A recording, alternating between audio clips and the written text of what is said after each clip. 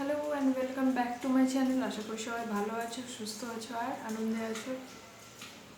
তো আজকে আমি ক্লাস 10-এর আফ্রিকা কবিতা থেকে এর আগের দিন কিছু শর্ট ফুটনোট মানে ওই ওয়ার্ড মিনিং আর কবিতাটা করেছিলাম। তো আজকে সেটার কোয়েশ্চেন আনসার লেখা শুরু করছি। চলো, শর্ট কোয়েশ্চেন আনসার। হ্যাঁ, প্রথম প্রশ্ন লেখো, আফ্রিকা কবিতাটি প্রথম কোন পত্রিকায় প্রকাশিত হয়? আনসার, রবীন্দ্রনাথ ঠাকুর রচিত আফ্রিকা কবিতাটি প্রথম প্রকাশিত হয় প্রবাসী পত্রিকায় চৈত্র 1343 বঙ্গাব্দে। রবীন্দ্রনাথের জীবনকালে আফ্রিকা কবিতাটির ভিন্নতর পাঠ কোথায় প্রকাশিত হয়েছিল? আনসার, রবীন্দ্রনাথের জীবনকালে আফ্রিকা কবিতাটির ভিন্নতর একটি পাঠ প্রকাশিত হয়েছিল কবিতা পত্রিকায়। ঠিক আছে, এটা জাস্ট এমনি লিখে রাখো। আফ্রিকা কবিতাটি কোন সময়ের রচনা? রবীন্দ্রনাথ ঠাকুরের লেখা আফ্রিকার শীর্ষক কবিতাটি 38 মাঘ 1347 বঙ্গাব্দের রচনা।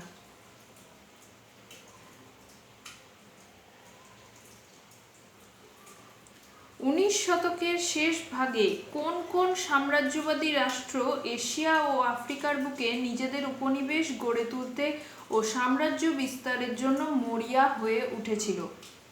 আনসার, 19 শতকের শেষ ভাগে ইংল্যান্ড, ফ্রান্স, জার্মানি, রাশিয়া প্রভৃতি ইউরোপীয় রাষ্ট্রগুলি এশিয়া ও আফ্রিকার বুকে নিজেদের সাম্রাজ্য বিস্তারের জন্য মরিয়া হয়ে উঠেছিল।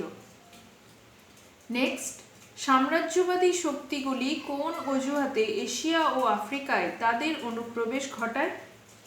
আনসার, অসভ্য জাতিকে সভ্য করার অজুহাতে সাম্রাজ্যবাদী শক্তিগুলি এশিয়া ও আফ্রিকায় তাদের অনুপ্রবেশ ঘটায়, যার প্রকৃত উদ্দেশ্য ছিল লুণ্ঠন ও উপনিবেশ বিস্তার।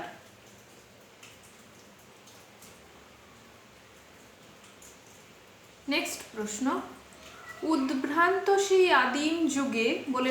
এগুলো বইয়ের লাইন, একটু দেখে লিখো। বইয়ের লাইন তুলে এবার শর্ট প্রশ্ন বলছি।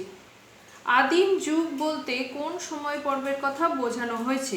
আনসার, রবীন্দ্রনাথ ঠাকুর রচিত আফ্রিকা কবিতায় আদিম যুগ বলতে বিশ্ব সৃষ্টির সূচনা পর্বের কথা বোঝানো হয়েছে। নেক্সট, তার সেই অধৈর্যে ঘন ঘন মাথা নাড়ার দিনে ... কে কেন অধৈর্যে ঘন ঘন মাথা নাড়িয়েছেন? আনসার, বিশ্বস্রষ্টা ঈশ্বর সৃষ্টি পর্বের শুরুর দিকে নিজের প্রতি অসন্তোষ তার নতুন সৃষ্টিকে বারবার ধ্বংস করেছিলেন আর অধৈর্যে ঘন ঘন মাথা নাড়িয়েছিলেন। নেক্সট, ছিনিয়ে নিয়ে গেল তোমাকে আফ্রিকা ... কে আফ্রিকাকে কোথা থেকে ছিনিয়ে নিয়ে গেল? আনসার, আলোচ্য অংশে বলা হয়েছে উত্তর সমুদ্রের বাহু যেন প্রাচীন ধরিত্রী অর্থাৎ পৃথিবীর পূর্ব দিকের দেশগুলির থেকে আফ্রিকাকে ছিনিয়ে নিয়ে গেল।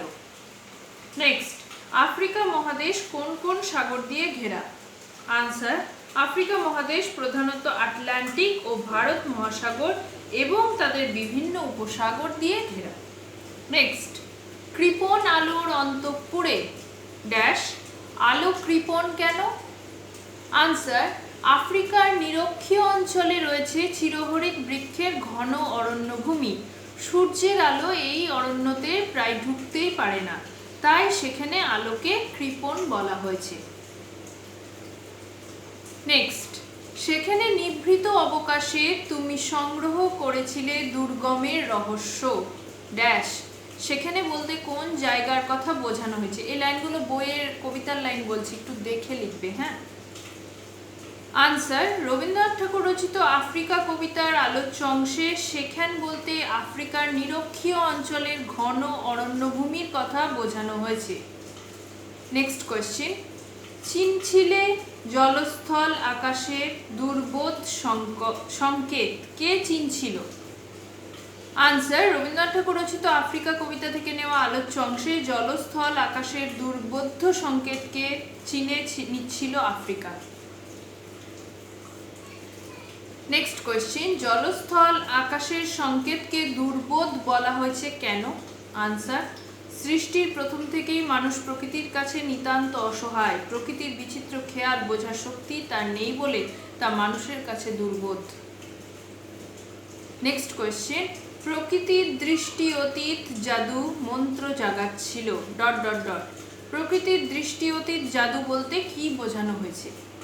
আনসার, প্রকৃতির দৃষ্টি অতীত জাদু বলতে প্রকৃতির বৈচিত্র্যপূর্ণ নানা অচেনা দিকগুলির কথা বলা হয়েছে, যার রহস্য আদিম মানুষ তার বুদ্ধি ও জ্ঞান দিয়ে ভেদ করতে পারেনি। নেক্সট, বিদ্রূপ করছিল ভীষণকে, কিভাবে বিদ্রূপ করছিল? আনসার, রবীন্দ্রনাথ ঠাকুর রচিত আফ্রিকা কবিতার আলোচ্য অংশে নবগঠিত আফ্রিকা মহাদেশ নিজের প্রতিকূলতার ছদ্মবেশে প্রাকৃতিক ভয়ঙ্করতা ও ভীষণতাকে বিদ্রূপ করছিল। নেক্সট, শঙ্কাকে চাচ্ছিল হার মানাতে, কে কিভাবে শঙ্কাকে হার মানাতে চেয়েছিল?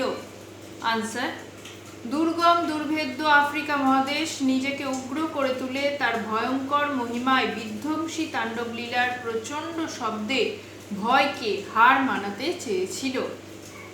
নেক্সট কোয়েশ্চেন, আচ্ছা এবার দুটো লাইন বলবো, মানে একটা লাইনকে ঘিরে 2-3 রকমের প্রশ্ন হবে, তো আমি বারবার লাইনটা মানে প্রশ্নগুলো আলাদা আলাদাভাবে লেখাচ্ছি, একসাথে না। কালো ঘোমটার নিচে অপরিচিত ছিল তোমার মানব রূপ ড্যাশ ড্যাশ। এখানে কালো ঘোমটা কি? আনসার, কালো ঘোমটা বলতে এখানে আদিম অরণ্যে ঘেরা আফ্রিকার যে ছায়া ও অন্ধকারের বিস্তার তার কথা বলা হয়েছে। নেক্সট কোয়েশ্চেন, ওই একই লাইন, অপরিচিত ছিল তোমার মানব রূপ ড্যাশ, তার মানব রূপ কিভাবে অপরিচিত ছিল? আনসার, কবি রবীন্দ্রনাথ ঠাকুর রচিত আফ্রিকা কবিতায় মানব রূপ অপরিচিত ছিল উপেক্ষার আবিল দৃষ্টিতে। নেক্সট, অপরিচিত ছিল তোমার মানব রূপ উপেক্ষার আবিল দৃষ্টিতে ড্যাশ, কার মানব রূপ কাদের কাছে উপেক্ষার আবিল দৃষ্টিতে অপরিচিত ছিল? আনসার, আলোচ্য অংশে আফ্রিকা মহাদেশের মানব রূপ যেন তার অরণ্যে ঢাকা কালো ঘোমটার নিচে সাম্রাজ্যবাদী দেশগুলির কাছে উপেক্ষার কলুষিত দৃষ্টিতে অপরিচিত ছিল। নেক্সট, এলো ওরা লোহার হাতকড়ি নিয়ে ড্যাশ, কাদের কথা বলা হয়েছে? রবীন্দ্রনাথ ঠাকুর রচিত আফ্রিকা কবিতার আলোচ্য অংশে উন্নতীয় ইউরোপীয় রাষ্ট্রগুলি যারা আফ্রিকাকে আক্রমণ করেছিল তাদের কথা বলা হয়েছে। নেক্সট কোয়েশ্চেন, একই লাইন, এলো মানুষ ধরার দল ড্যাশ, এখানে মানুষ ধরার দল বলতে কাদের কথা বলা হয়েছে? আনসার, উন্নত ইউরোপীয় সাম্রাজ্যবাদী দেশগুলি যারা আফ্রিকাকে কৃতদাস সরবরাহের কেন্দ্রে পরিণত করেছিল এখানে তাদের কথা বলা হয়েছে। নেক্সট কোয়েশ্চেন, এলো মানুষ ধরার দল ড্যাশ, এই মানুষ ধরার দলের বিশেষত্ব কি ছিল? আনসার, হিংস্রতায় এদের নখ ছিল আফ্রিকার অত্যাচারী নেকড়ের থেকেও ধারালো। নেক্সট কোয়েশ্চেন, চিরচিহ্ন দিয়ে গেল তোমার অপমানিত ইতিহাসে ড্যাশ, কারা চিরচিহ্ন দিয়ে গেল? রবীন্দ্রনাথ ঠাকুর রচিত আফ্রিকা কবিতার উদ্ধৃত অংশে তথাকথিত সভ্য এবং সাম্রাজ্যবাদী ইউরোপীয় রাষ্ট্রগুলি চিরচিহ্ন দিয়ে গেল। নেক্সট কোয়েশ্চেন, সমুদ্রপাড়ে সেই মুহূর্তেই, সমুদ্রপাড়ে তখন কি ঘটছিল? আনসার, আফ্রিকা যখন অত্যাচারিত লাঞ্ছিত অপমানিত তখন সমুদ্রপাড়ে সাম্রাজ্যবাদী দেশগুলির পাড়ায় পাড়ায় মন্দিরে পূজার ঘণ্টা বাজছিল, শিশুরা মায়ের কোলে খেলা করছিল, কবিরা সুন্দরের আরাধনা করছিলেন। নেক্সট, মন্দিরে বাজছিল পূজার ঘণ্টা, কেন এই পূজার ঘণ্টা বাজছিল? আনসার, সকাল সন্ধ্যায় দয়াময় দেবতার নাম স্মরণ করে ঔপনিবেশিক প্রভৃতির মন্দিরে পূজার ঘণ্টা বাজছিল। নেক্সট, কবির সঙ্গীতে বেজে উঠেছিল ড্যাশ, কবির সঙ্গীতে কি বেজে উঠেছিল? আনসার, রবীন্দ্রনাথ ঠাকুর রচিত আফ্রিকা কবিতার আলোচ্য অংশে কবির সঙ্গীতে বেজে উঠেছিল সুন্দরের আরাধনা। নেক্সট, প্রদোষকালে ঝঞ্ঝা বাতাসের ঊর্ধ্বশ্বাস ড্যাশ, প্রদোষকাল বলতে কোন সময়কে বোঝানো হয়েছে? রবীন্দ্রনাথ ঠাকুর রচিত আফ্রিকা কবিতার উদ্ধৃত অংশে প্রদোষকাল বলতে সন্ধ্যাকাল বা দিনের অন্তিম সময়কে বোঝানো হয়েছে। নেক্সট, একটু দেখে লিখো কবিতার লাইনগুলো। আজ যখন পশ্চিম দিগন্তে প্রদোষকালে ঝঞ্ঝা বাতাসের ঊর্ধ্বশ্বাস, যখন গুপ্ত গহ্বর থেকে পশুরা বেরিয়ে এলো, অশুভ ধ্বনিতে ঘোষণা করলো দিনের অন্তিম কাল। ড্যাশ উদ্ধৃতাংশে কোন রাজনৈতিক ঘটনার স্পর্শ রয়েছে? আনসার, উদ্ধৃতাংশে আফ্রিকার কৃষ্ণাঙ্গ মানুষদের প্রতি শ্বেতাঙ্গ মানুষদের এবং তথাকথিত সভ্য উন্নত রাষ্ট্রগুলির অত্যাচার ও উৎপীড়নের মতো রাজনৈতিক ঘটনার ছোঁয়া রয়েছে। নেক্সট কোয়েশ্চেন, গুপ্ত গহ্বর থেকে পশুরা বেরিয়ে এসে কি ঘোষণা করেছিল? আনসার, গুপ্ত গহ্বর থেকে বেরিয়ে এসে পশুরা দিনের অন্তিম কাল ঘোষণা করেছিল। নেক্সট কোয়েশ্চেন, এসো যুগান্তের কবি কবি রবীন্দ্রনাথ ঠাকুর যুগান্তের কবির কাছে কোন ডাক দিয়েছেন? আনসার, রবীন্দ্রনাথ ঠাকুর যুগান্তের কবিকে আসন্ন সন্ধ্যার শেষে অপমানিত আফ্রিকার পাশে দাঁড়ানোর ডাক দিয়েছেন। নেক্সট, আসন্ন সন্ধ্যার শেষ রশ্মিপাতে সন্ধ্যাকাল আসন্ন কেন? আনসার, অশুভ ধ্বনিতে দিনের অন্তিম কাল ঘোষণা করেছে গুপ্ত গহ্বরের পশুরা। দিনের শেষে পশ্চিম দিগন্ত ঝঞ্ঝা বাতাসে শ্বাসরুদ্ধ, সভ্যতার যেন সংকটকাল উপস্থিত, তাই রূপকার্থে বলা হয়েছে সন্ধ্যাকাল আসন্ন। নেক্সট কোয়েশ্চেন, ক্ষমা করো এই ক্ষমা প্রার্থনার মধ্যে দিয়ে কবির কোন মনোভাব প্রকাশ পেয়েছে? আনসার, রবীন্দ্রনাথ ঠাকুর রচিত আফ্রিকা কবিতার উদ্ধৃতাংশে এই ক্ষমা প্রার্থনার মধ্যে দিয়ে কবির অনুশোচনা এবং বিবেক বোধের প্রকাশ ঘটেছে। নেক্সট লাস্ট শর্ট কোয়েশ্চেন, সেই হোক তোমার সভ্যতার শেষ পুণ্যবাণী। ড্যাশ সভ্যতার শেষ পুণ্যবাণীটি কি হওয়া বাঞ্ছনীয় বলে কবি মনে করেন? আফ্রিকা কবিতায় কবি রবীন্দ্রনাথ ঠাকুর মনে করেন যুগান্তের কবির কণ্ঠে সভ্যতার শেষ পুণ্যবাণীটি হওয়া উচিত ক্ষমা করো। ঠিক আছে, আচ্ছা তোমরা দেখবে আমি বেশ কিছু জায়গায় এটা উল্লেখ করছি যে রবীন্দ্রনাথ ঠাকুর রচিত আফ্রিকা কবিতা, এটা আমি কিছু ক্ষেত্রে উল্লেখ করছি, কিন্তু তোমরা যখন কোয়েশ্চেনে আনসার লিখবে সব সময় এটার মানে উৎস সেটা যাই হোক, যে প্রশ্নের উত্তর হোক, মানে লিটারেচারের ক্ষেত্রে এটা সব সময় উল্লেখ করবে। হ্যাঁ, আমি হয়তো পরপর বলে যাচ্ছি একই কবিতার বারবার শুনতে কেমন লাগছে কানে বলে উল্লেখ করছি না, কিন্তু তোমরা এটা করো না, তোমরা কিন্তু সব সময় উল্লেখটা করবে, মনে থাকবে। নেক্সট যাচ্ছি বড় প্রশ্নে। প্রথমেই লেখো রবীন্দ্রনাথ ঠাকুর রচিত আফ্রিকা কবিতার উৎস লেখো। আনসার, আফ্রিকা কবিতাটি প্রথম প্রকাশিত হয় প্রবাসী পত্রিকার 1343-এর চৈত্র সংখ্যায়। পরে এটি পত্রপুটের দ্বিতীয় সংস্করণে 16 সংখ্যক কবিতা হিসাবে প্রকাশিত হয় এবং পরে সঞ্চয়িতায় স্থান পায়। ঠিক আছে, আফ্রিকা কবিতার সারসংক্ষেপ বা বিষয়বস্তু লেখো।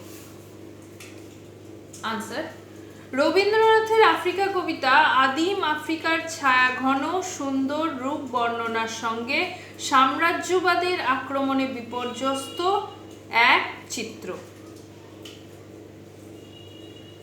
সৃষ্টির শুরুতেই ভয়ঙ্কর প্রকৃতি আফ্রিকা মহাদেশকে বিচ্ছিন্ন করে তার আত্মপ্রকাশকে সম্ভব করে তুলেছিল।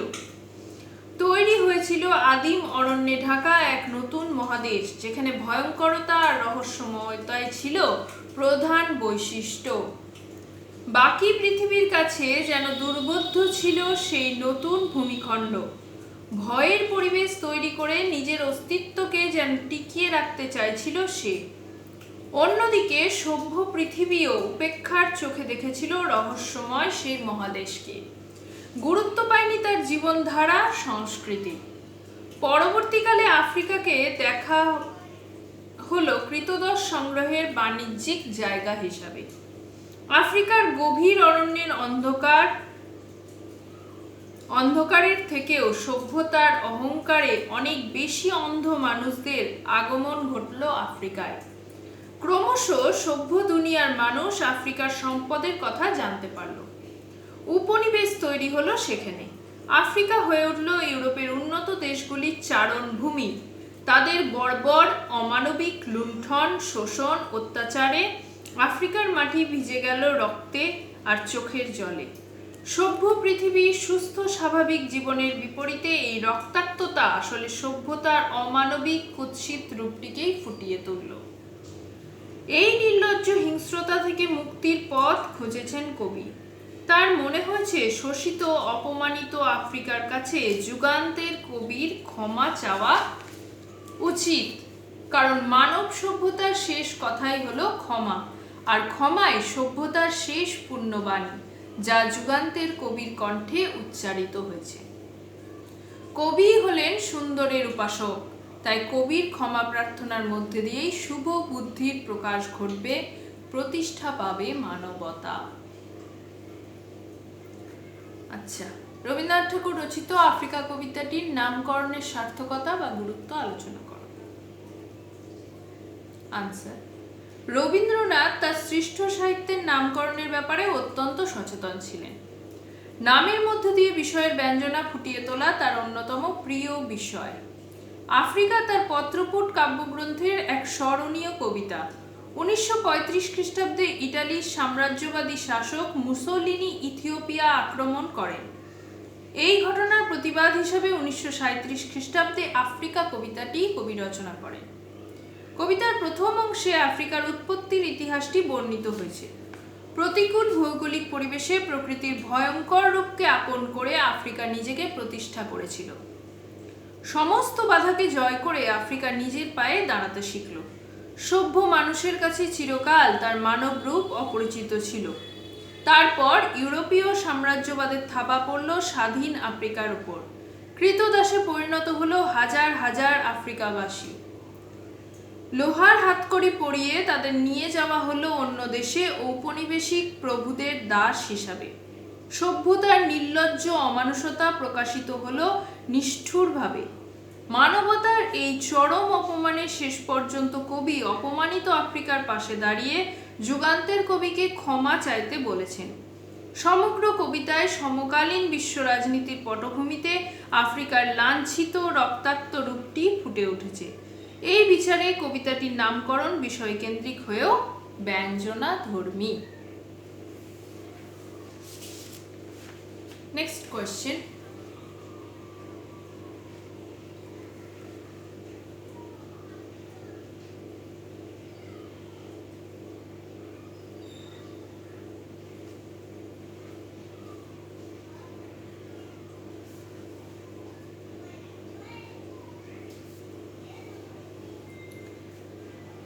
আফ্রিকা কবিতা অবলম্বনে আফ্রিকার মানুষদের উপর ঔপনিবেশিক প্রভুদের অত্যাচারের বর্ণনা দাও। সেই অত্যাচারের বিরুদ্ধে কবির প্রতিবাদ কিভাবে উচ্চারিত হয়েছে লেখো।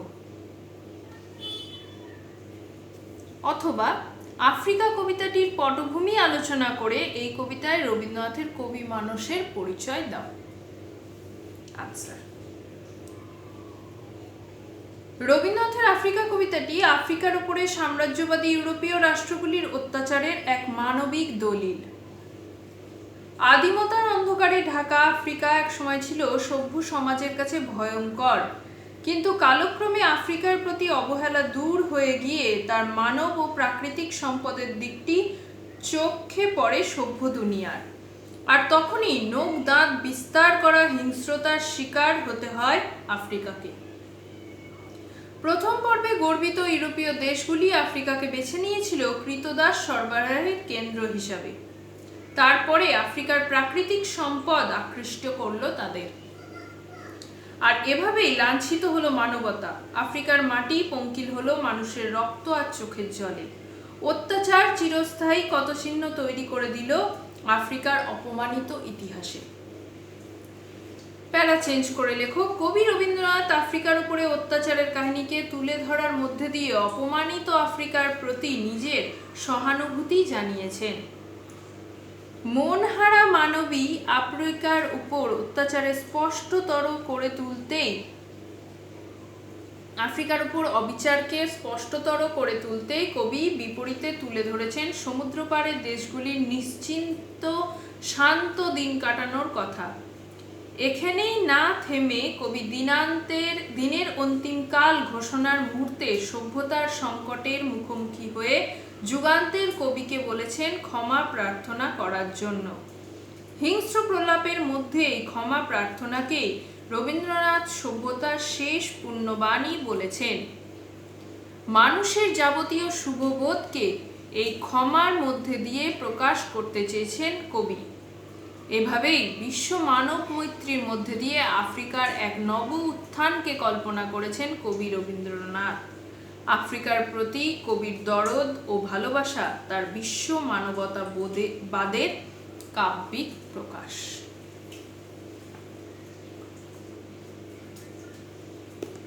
ঠিক আছে, আজকের ভিডিওটা এই পর্যন্তই রাখছি। এগুলো হচ্ছে সামগ্রিক কোয়েশ্চেন আনসার, এরপর লাইন তুলে কিছু কোয়েশ্চেন আনসার করব, আর একটা ভিডিও হবে আফ্রিকার উপর, তাহলেই এটার মোটামুটি আফ্রিকাটা কমপ্লিট। ঠিক আছে, তো যেমন রোজ বলি আজকেও বলবো, চেষ্টা করো যদিও সময় খুব কম, কোয়েশ্চেনগুলো লিখে আনসারগুলো লিখে তারপরে নিজেদের লেখাটা দেখে মুখস্থ করার। That's all. আর যদি আমার ভিডিওটা ভালো লাগে প্লিজ চ্যানেলটাকে লাইক করো, শেয়ার করো অ্যান্ড সাবস্ক্রাইব করো। দেখা হবে নেক্সট দিন নতুন একটা ব্লগের সাথে। ততক্ষণ ভালো থেকো, মন দিয়ে পড়ো আর টেনশন করো না। টাটা।